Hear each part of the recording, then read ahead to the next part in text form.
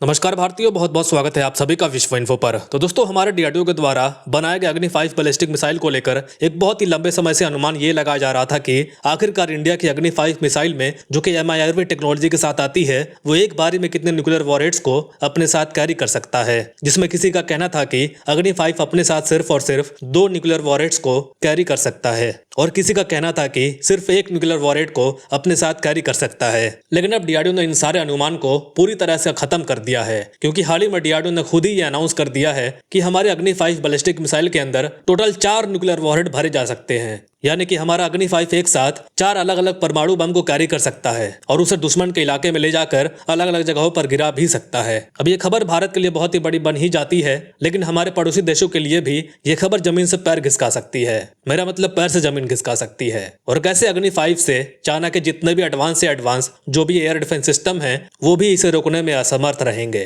बिल्कुल पाकिस्तान की cricket team की तरह। तो आगे बढ़ते हैं वीडियो में। लेकिन दोस्तों, आगे बढ़ने से पहले अगर आप इस चैनल पर नए हैं तो चैनल को सब्सक्राइब करके बेल का घंटा जरूर दबा लीजिए। तो हुआ कुछ ऐसा है कि हाल ही में एक रिपोर्ट जारी की गई है, जिसमें डीआरडीओ ने यह कंफर्म कर दिया है कि हमारी अग्नि 5 जिसमें MIRV टेक्नोलॉजी मौजूद है, उसमें अब एक साथ हम 4 न्यूक्लियर वॉरहेड भर सकते हैं, जिससे हमारी अग्नि 5 की सिर्फ एक मिसाइल एक ही टाइम पर 4 अलग अलग जगहों पर न्यूक्लियर वॉरहेड के साथ हमला कर सकती है। अब डीआरडीओ ने इस खबर को बताकर सबसे पहले उन लोगों के गाल पर तमाचा मार दिया है, जिसमें कुछ लोगों का यह कहना था कि इंडिया की जो मिलिट्री है वो बहुत ही ज्यादा लो ग्रेड की मिलिट्री है, इसलिए अगर ज्यादा से ज्यादा इनके अग्नि 5 में न्यूक्लियर वॉरहेड होंगे भी तो वो केवल 1 या 2 ही न्यूक्लियर वॉरहेड हो सकते हैं। और आगे हम ये जानें कि डीआरडीओ ने ये रिवील क्यों किया है कि अग्नि 5 4 न्यूक्लियर वॉरहेड कैरी कर सकता है। इससे हमें जियोपॉलिटिक्स स्तर पर क्या फायदा होने वाला है। लेकिन उससे पहले हम थोड़ा अग्नि 5 के बारे में जानकारी प्राप्त कर लेते हैं। तो देखिए, अग्नि 5 को हमारी डीआरडीओ ने ही डेवलप किया है और ये एक इंटरकॉन्टिनेंटल बैलिस्टिक मिसाइल की कैटेगरी में आती है।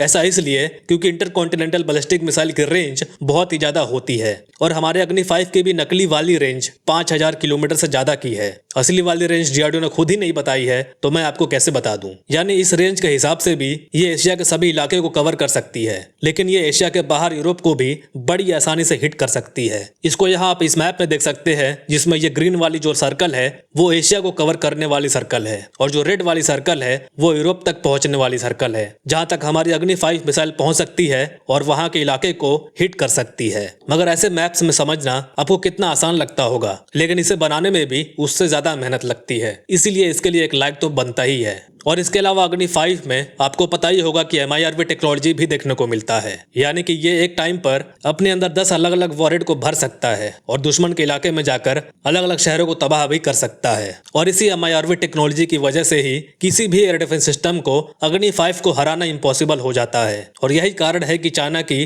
पतलून गीली हो रही है अग्नि 5 को देखकर, क्योंकि चाइना के पास जो भी एयर डिफेंस सिस्टम देखने को मिलता है उसमें से सबसे ज्यादा एडवांस डिफेंस सिस्टम इनका HQ-19 है। और इस एयर डिफेंस सिस्टम की सबसे बड़ी कमजोरी यही है कि ऐसे तो ये बहुत एडवांस रडार के साथ आता है और बहुत बेहतरीन एयर डिफेंस सिस्टम भी है, लेकिन ये ऐसी ही मिसाइलों को डिटेक्ट कर पाता है जिसके अंदर केवल 1 या 2 वॉरहेड लगे हों। और अगर इससे ज्यादा वॉरहेड लगे होंगे तो चाइना का ये एयर डिफेंस सिस्टम कंफ्यूज हो जाता है कि पहले गिराऊं तो गिराऊं किसको। इसी सोच में ये पूरी तरह से फेल हो जाता है। इसी वजह से इंडिया मिसाइलों के मामलों में चाइना से कुछ कदम आगे निकल चुका है, और भारत ने जानबूझकर यह बताया है कि अग्नि 5 में 4 न्यूक्लियर वॉरहेड देखने को मिलते हैं, ताकि चाइना के अंदर डर का माहौल बना रहे।